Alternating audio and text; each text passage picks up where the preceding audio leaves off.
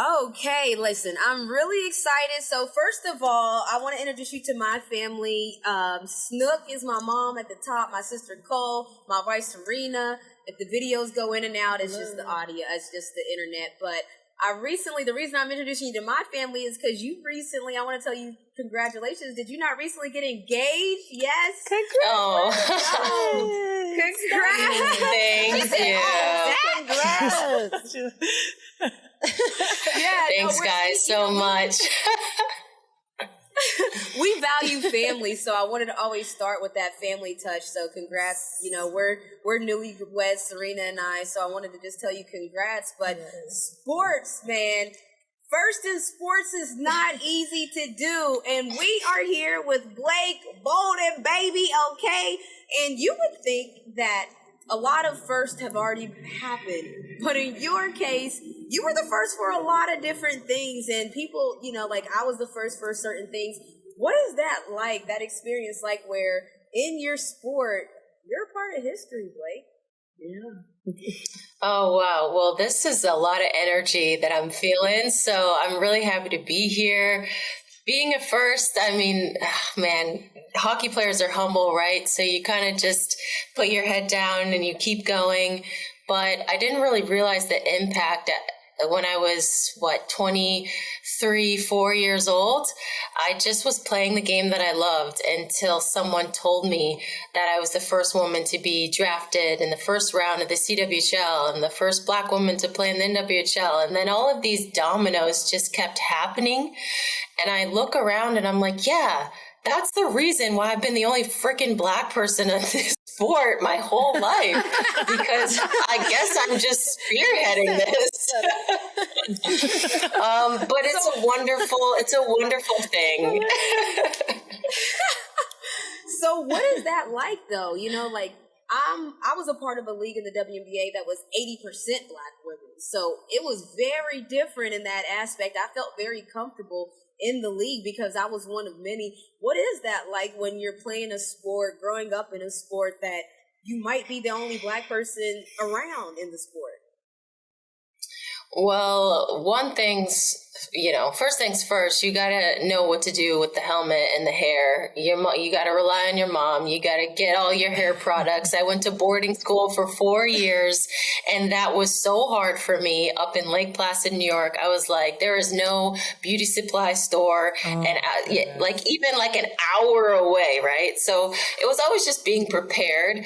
It was always relying on my family to feel safe and protected. And then I always had really good coaches and leadership. I never felt, also I was really good too. So I never felt like I had, right? Like I never really felt like I had to prove myself I had to be me. And that's what I try to tell all the young girls that I mentor. I'm like, you just got to be you. You can't let all the other noise. Of course, bad things happen. Crap was said. But if I can go put the puck in the net and quiet you down. No, I love that because you basically said, I'm going to get it done on the ice. See, I'm so used to saying on the court. I'm going to get it done on the ice, and I'm going to let everything else take care of itself.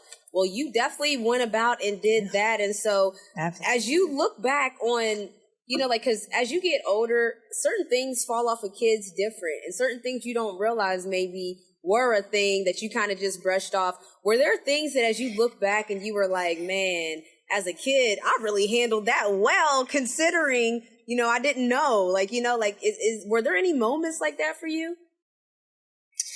Oh my gosh, there are so many moments. You just think of a little girl with a protective hairstyle walking into a rink with a hockey bag over her shoulder.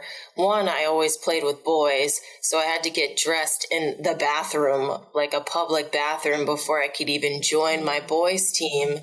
And two, I was the only Black person, so I was just walking into the rink and eyes just were immediately on me from the moment I entered those doors. And I was so young that I wasn't really understanding why that was the case until I got into my early teens, where words were used to try to hurt me at times, and me just having to ask my mom, and my mom having to deal with stuff in the stands, and us having to come together as a family and say, all right, this is what's going on. This is the situation. This is potentially why.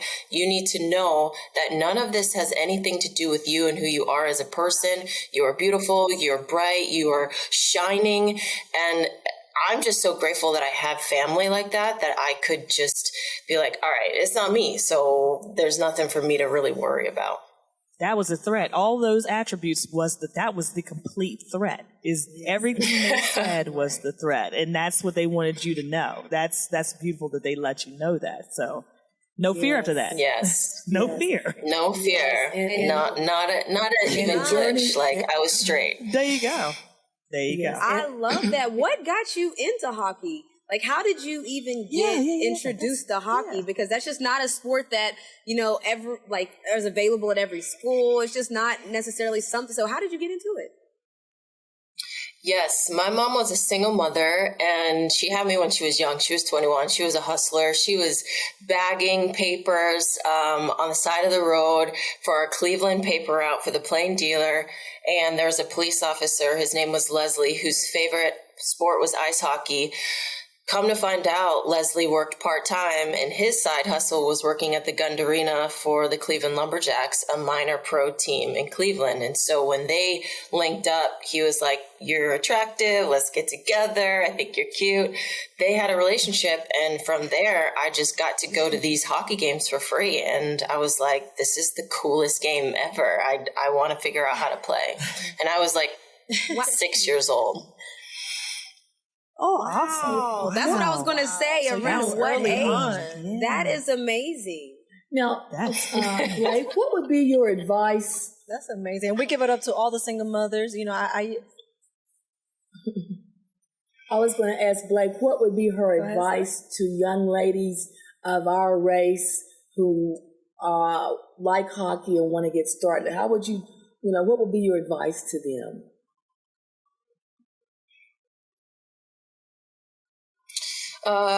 Advice to young ladies in hockey that want to get started that are Black, I would just say,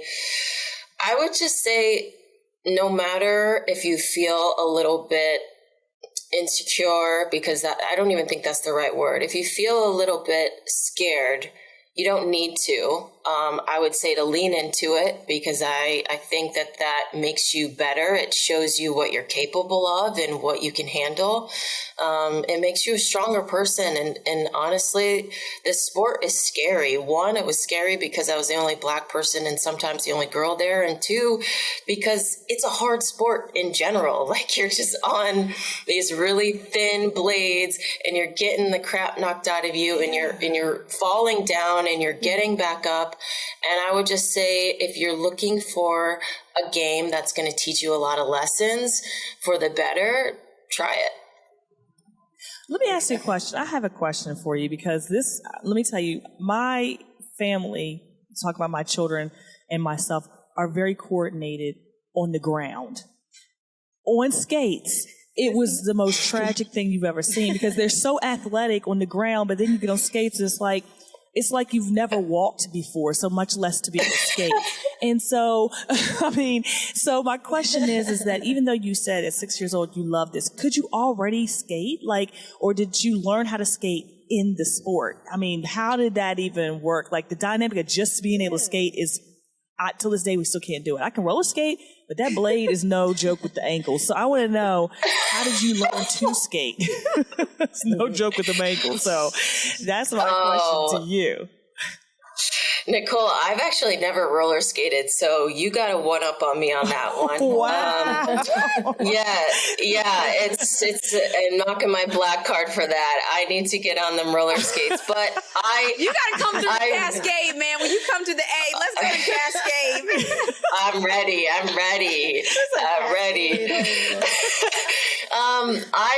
It took me 2 years to learn how to stop on my left skate. So it wasn't like I got out there and was just doing dipsy doodle turns. Like, I really had to work for every inch of my development. I was sent away to all of these stay away camps and I had Sunday morning power skating. I pushed around a cone and I had like this chair with tennis balls on the bottom of them so I could get my balance. Like, it was that's what I would it was hard. Yeah, it was hard, but like once you figure it out, it's like muscle memory, and then you get a good coach that can help you with your edge work. And I would say I'm a pretty good skater. I love it. It's so freeing. You carve into, it's like art almost, in my opinion. So I would say just try it out a little bit more, or I got you next time. I'm about to say, it's definitely an art. It is definitely an art. I will give you that 100%. I'm taking nothing away from that. Something I always wanted to ask is, as a fan that doesn't necessarily know so much about hockey, the thing that casual fans see are the fights.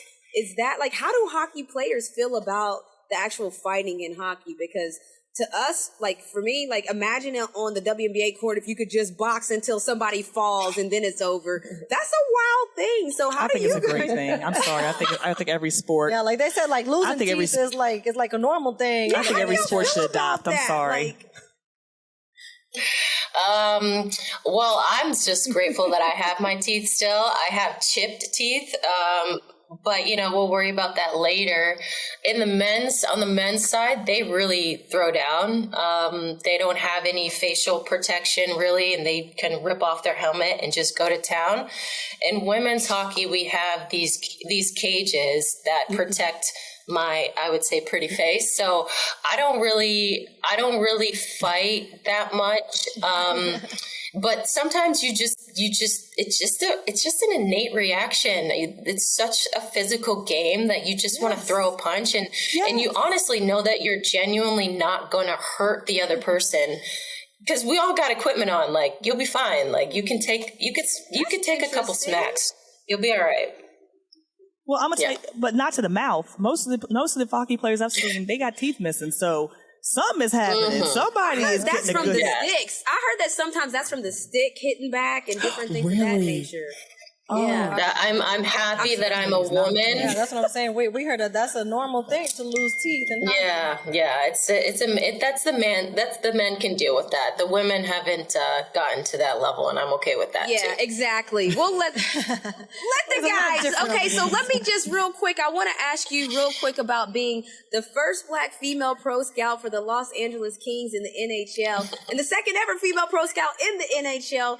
Again, are you tired of being the first for everything, girl? But amazing. I just want to give you flowers. But what is that like? Just being, I just love giving you all the flowers. But what is that like? Being in there and now at the highest of your profession, you're scouting. Yes, it's wild because one, I never thought I was going to get here, and I wouldn't say I'm sick of being the first. I think someone has to do it, and I'm proud to do it, and I'm honored to do it. But I definitely do not want to be the last. I want to just let's go. Come on, we need more women in hockey operations. We need more Black people. In the NHL, there's 3% BIPOC. Like, that needs to go. All of that just needs to be shaken up and changed. So if I'm here to be a change agent, that's what I got to do. But scouting in and of itself is not glamorous. Like, I'm in San Jose in this hotel. I got to take a flight back to LA. Then I got to take a train to San Diego. Then I got to take a flight to Las Vegas. Like, I'm everywhere all the time. But you know what? I can respect it because it's almost like the guys that are trying to come up in the league, they're hustling, and I'm hustling, trying to come up as a woman in this industry. So I'm enjoying it, and I'm learning a lot because I know a lot about the game, but I don't know a lot about how teams operate in that way.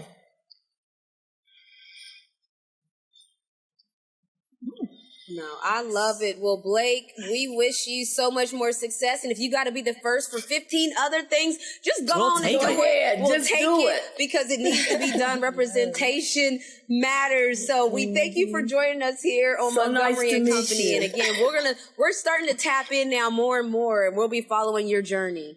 Yes, yes, nice to meet you. Thanks, ladies. You guys have great energy. I hope to be back safe. soon.